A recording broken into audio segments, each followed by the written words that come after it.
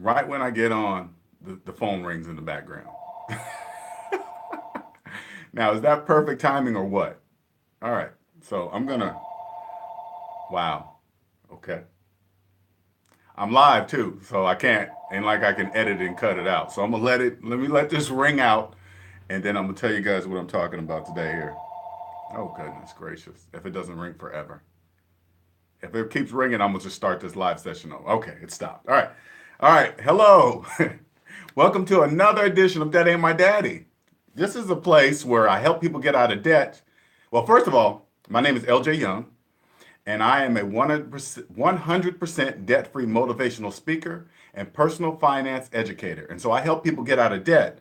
Since I discovered this financial freedom, being 100% debt free, I can't help but share it with the world, man. I just want everybody to feel this freedom that I've never felt before. I'm 48 today. I got out of debt around 40. I started around 42. It took me a couple years, but I went hardcore, and I'll tell that in another story. A lot of people probably won't even be able to do it that way, but once I started to get the taste of financial freedom, I went full force. I didn't care what anybody thought.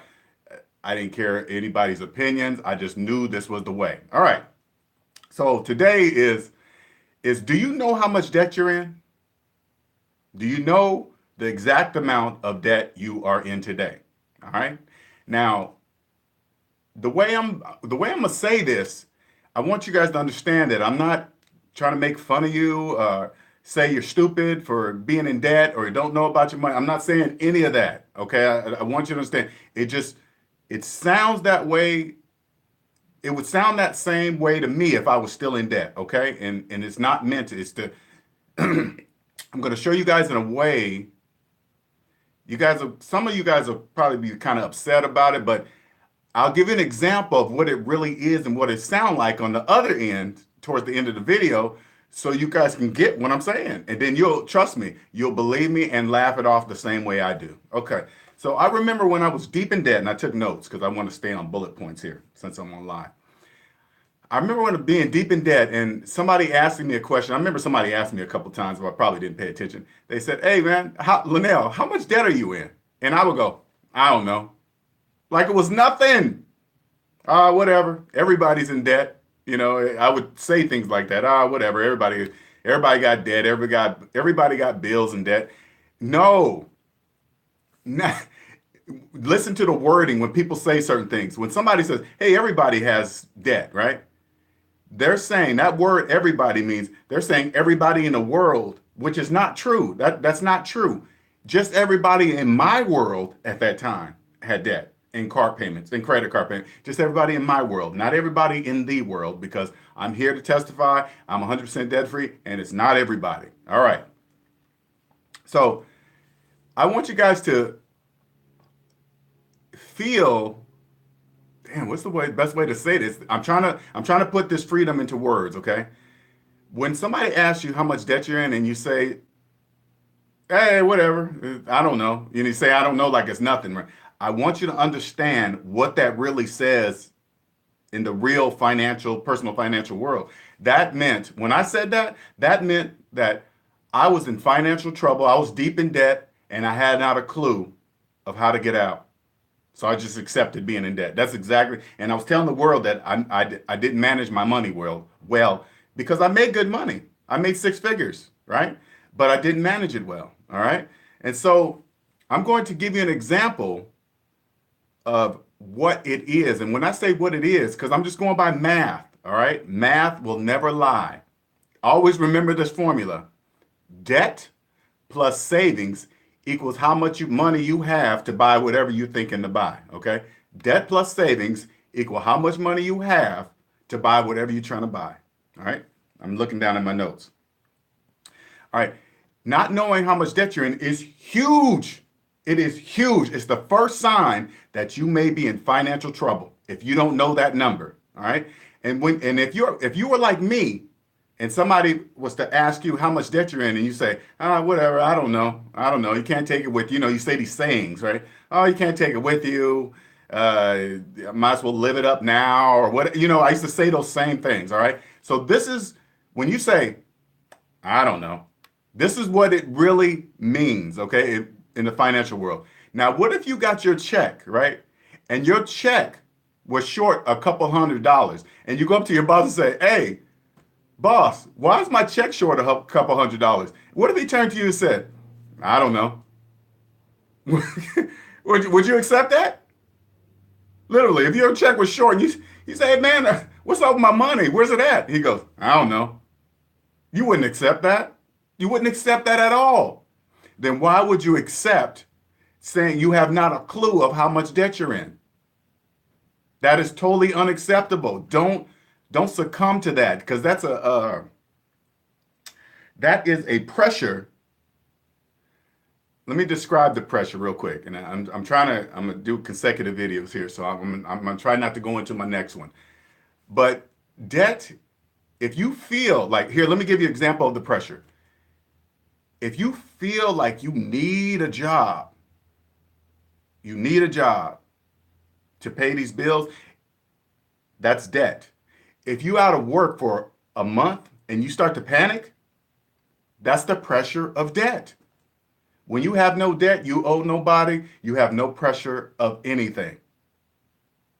I kid you not. You have no pressure of anything. Let me give you one more example of how debt is used uh, now. Okay, so I remember I noticed that employers, businesses, they are starting to run a credit check on their employees, right? Now, at first, I was thinking, why would they do that? That doesn't make any sense. Now, I'm telling you this because I can see things clearer now that I'm on the other side of debt. I'm debt free. So, find everything in the personal financial world, it makes total sense to me. I get it. And when I talk about a business, I want you to understand. I understand business is business. Don't put your feelings into business. Your job is a business. Soon as you start adding your feelings to it, that's a problem. Don't do that. Don't ever do that. Okay? And when you're debt free, you take your feelings out of it. Your feelings come out of it naturally. They just do. That's the best way I can explain. But anyway, I used to wonder, why are they running credit checks to get a job? That made no sense to me, right? Now I understand if I'm working with money and some kind of business finances, okay, I get it. They don't want, whatever, right?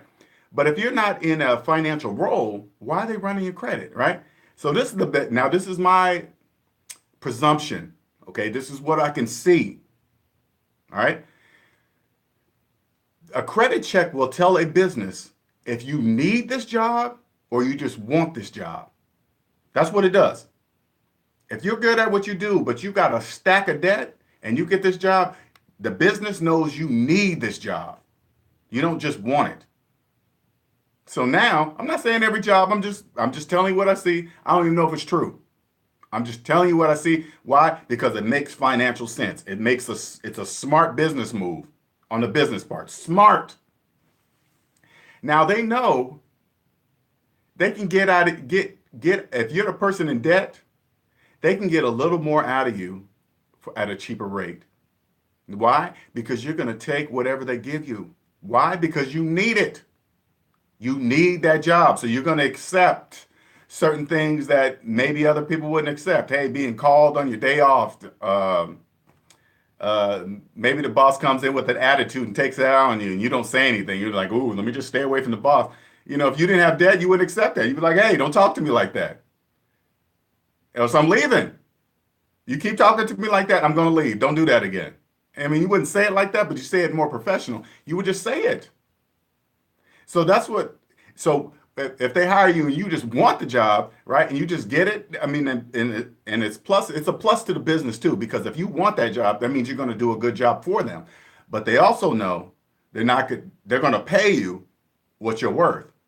You're going to pay you for when you're scheduled to work, not outside of work, not when they feel like calling you, none of that stuff. You're going to be like, hey, when I'm here at work, you can tell me to do whatever you need me to do. But once I step out of this building, that's it. I'm not here.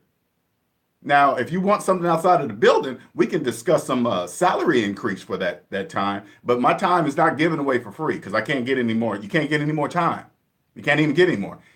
Getting out of debt gives you this power. It gives you this power. It's unbelievable power. And the best power is, and I'm going to stop. The best power is I can hear I hear money differently. This is why I can help so many people, because I can hear. And just don't take my word for it. Like, you probably thinking, why should I trust this guy? Who are you? What, you got some finance degree or whatever? Forget all that. Trust my math. If my math works out and it comes out to the same thing on your own personal calculator, then I'm right. And that's all I care about. If the math is right, I'm right. And that's not even bragging. I'm just agreeing with math. Hey, math, am I right? Yeah, you're right, Linnell. Okay, cool. That's it. Well, I hope you guys enjoyed this video. Please like, subscribe, ask as many questions as you wish. If you need all personal debt, right? If you want better clarification on anything, I mean anything, and you want me to make a video on it, let me know. Write in there and say, hey, Linnell, I don't understand this. My full name's Linnell, but everybody calls me LJ. LJ, it's easier to remember. Hey, I don't understand. What does this mean? What's this bank lingo mean? Now, I'm saying things that are advertised on the internet. What does this mean? What does PMI mean? What is mortgages? Anything. I don't care. Anything. And I will not lie to you. And I will tell you the truth according to math. If my math is right, it's right. All right. So remember, if you're the one of the people that said, I don't know how much debt I'm in, that's a problem. That's a sign. That's a sign. And you can do it. You can get out. This is what I do. This is what I do to help. I help people get out of debt by showing you what's right in your face every day. None of this is hidden. I kid you not. None of it's hidden. It's reworded. Everything is reworded a different way. I want you to understand. It's not, the banks are not lying to you. They're just rewording things, okay? And I want you to understand, banks are not the bad guy. Please don't be one of those people, hey, the bank is bad to me. They're doing bad things. Don't get involved in that, because it's nothing. If you don't like the bank's terms, don't borrow their money. Today, I don't care about what the bank's fees and all that other stuff. If I signed up with a bank for a loan and I read the terms and I didn't like them, I say, no, thank you. Keep your money. I'll figure something else out. That's what I would do. So they're not big and bad, all right?